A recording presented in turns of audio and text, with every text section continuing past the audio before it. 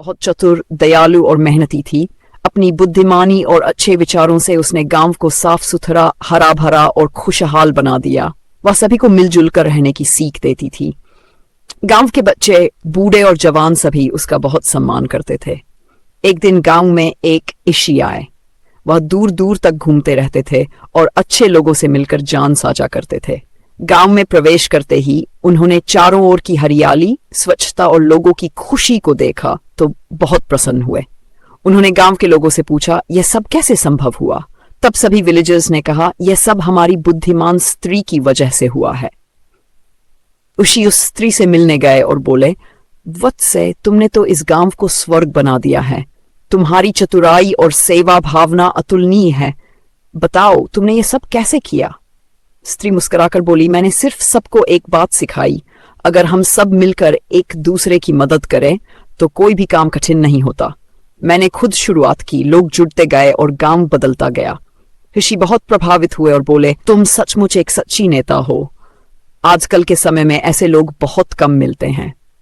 उन्होंने गांव को आशीर्वाद दिया और चलते चलते कहा, जहां ऐसी बुद्धिमान स्त्रियां हो वहां हमेशा सुख शांति बनी रहती है। लालच को हटाना मुश्किल है। अगर हर व्यक्ति ये सोच ले कि मुझे सिर्फ अपना नहीं सबका भला करना है, तो गांव ही नहीं पूरा संसार सुंदर हो सकता है।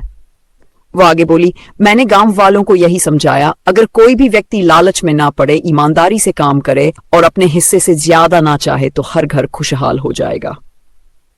उसी ने सहमति में सिर हिलाया और कहा, सत्य कहा वत्से, लालच ही तो सभी दुखों की जड़ है। एक पेड़ भी तभी फल देता है जब वह धरती से लेता है उतना ही जितना जरूरी हो और बाकी सब लौटा देता है, हवा, छाया, फल और शांति।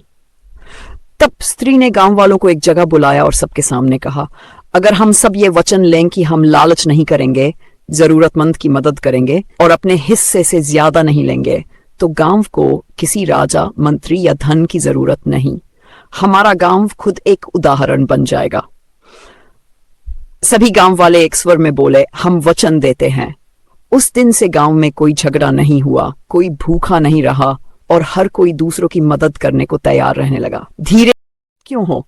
वह व्यक्ति बोला, बाबा, मेरे पास सब कुछ है, खेत, पैसा, पेड़, पशु, लेकिन फिर भी मन अशांत रहता है। ऋषि मुस्कुराए और बोले, क्योंकि तुमने अभी तक असली सुख का रास्ता नहीं पाया है। असली सुख केवल दूसरों की मदद करने में है। जब तुम किसी की मदद करते हो तो वह तुम्हारे मन को सच्चा सुख देता है। उन्होंने आगे कहा, तुम इस पेड़ की तरह बनो। ये पेड़ खुद कुछ नहीं रखता, लेकिन सबको छाया, फल और शांति देता है। अगर तुम भी अपने पास की चीजें जरूरतमंदों के साथ बांटोगे तो तुम्हारा मन भी शांत हो जाएगा। वह व्यक्ति कुछ सोच में पड़ गया। फिर ऋषि ने कहा, चलो अब तुम्हारे घर चलते हैं। दोनों उसके घर पहुंचे। उसकी पत्नी ने ऋषि को देखा और आदरपूर्वक बैठाया। ऋषि ने उससे भी कहा, बेटी, जिस घर में सेवा और मदद का भाव होता है वहां लक्ष्मी और शांति दोनों टिकती हैं। अगर तुम चाहती हो कि तुम्हारे बच्चों का भविष्य अच्छा हो तो उन्हें भी सिखाओ कि दूसरों की मदद करना सबसे बड़ा धर्म है। उस महिला की आंखों में समझदारी की चमक आ गई। उसने कहा, बाबा, आज आपने जो कहा वो हमारे जीवन को बदल देगा। अब से हम दूसरों की मदद करेंगे और बच्चों को भी यही सिखाएंगे। ऋषि मुस्कुराए और बोले, बस यही तो मेरा उद्देश्य था।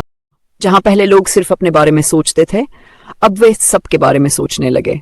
जहां पहले मन में जलन और लालच था, अब वहां अपनापन और सेवा थी। वह गांव अब केवल सुंदर नहीं था, बल्कि आदर्श बन गया था, जहां हर दिल में दया, हर घर में खुशी और हर कदम पर इंसानियत बसती थी। सीख, जब हम सब